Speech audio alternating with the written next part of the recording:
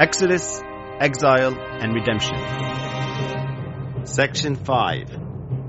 Yosef and his brothers.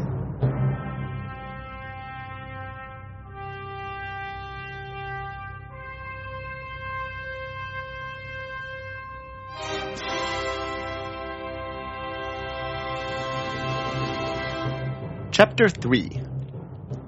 The Keeper of Pharaoh's Peace. Yosef the Dreamer bound himself to exile. He volunteered to guarantee the exilic order in Egypt, to be the manager of Pharaoh's shalom.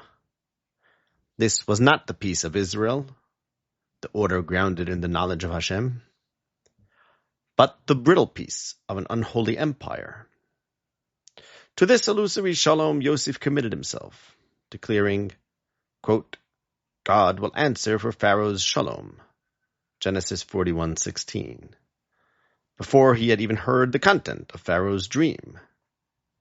Without knowing what Pharaoh's dream meant or whether it carried good or evil, he resolved in advance to turn it toward the shalom of the idolatrous empire and its leader, pledging his loyalty to the man who would one day say, quote, Who is Hashem?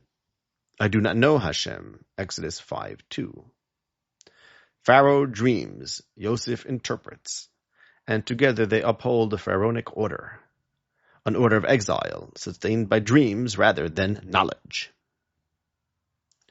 The prophets denounced this dream-born order, for peace without knowledge is false peace, straw in place of grain. Jeremiah, in the very passage where he contrasts dream with prophecy, rails against those who peddle such peace. Quote, They say continually to those who blaspheme me, Hashem has said, you shall have peace. They speak visions of their own hearts, not from the mouth of Hashem. Jeremiah 23:17. The blasphemers of God are Pharaoh and all those who say, I do not know Hashem. To promise them shalom is to sanctify exile and its lies. The Torah shows Yosef charged with a higher shalom. When Yaakov sent him from the valley of Hebron, he commanded, quote, Go now see the shalom of your brothers and the shalom of the flock, and bring me back word. Genesis 37:14. Yosef was sent to seek the peace of brothers and flock, and to return word. Instead, he was sold. Sent to seek the peace of his brothers, he became the keeper of Pharaoh's peace, and instead of returning word, he became an interpreter of dreams. The dreamer drifted off and lost his way, for knowledge is bound to the land. As we have seen earlier, only in its godly land can Israel live Hashem's ways in action, kindness, justice, righteousness, and thereby know him. Exile is ignorance, a condition of unknowing. Pharaoh dreams because he has no knowledge, no holy land. Yosef aligns with him and makes exile orderly. In this, Yosef hewed to Yaakov's path of exile dreaming.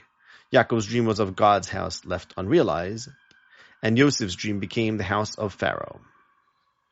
Two orders stand opposed. On one side, Pharaoh and Yosef, the dreamers of exile. On the other, the prophets and the brothers who demand knowledge in the land. The tension between them will shape the history of Israel, dream or word, exile or land, ignorance or knowledge of God.